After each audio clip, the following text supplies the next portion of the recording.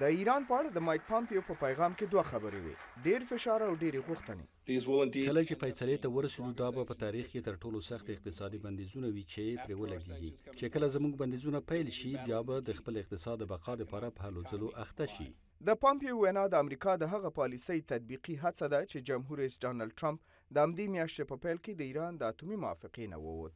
موږ د نویو طرحو دپاره نه یوازې د خپلو متحدینو سره خبرو ته تیار یو بلکې د ایران خبره هم اورو، خو په دې شرط چې ایران د لویو بدلونونو زړه وکړي.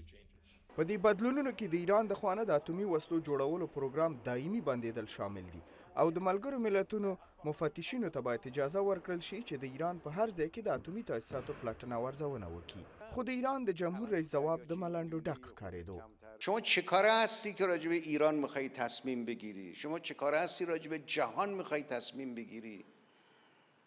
برگشته به حرفای عجیب غریب، آب سبک باشد آب سنگین نباشد، غنیسازی نباشد چی باشد. بابا اینا گذشت، تمام شد. پامپیو دا غوښتنه هم کړې ده چې ایران باید د خپلو بالستیک توغندیو ازموینې بندې کړي او په منځني ختیځ کې د وسلوالو یاغي ډلو د حمایت نه لاس واخلي.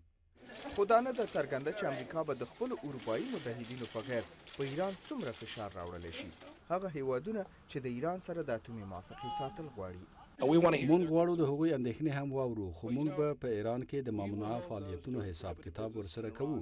د سیمې نه په تازه عکس العملونو کې د ترکیې جمهور رئیس وایي په اتومي وسلو مجهز هیوادونه د نړۍ امنیت ګواښي، خو د اسرائیل صدر اعظم د امریکا نوی دریځ د سیمې د ثبات لپاره ګټور بولي.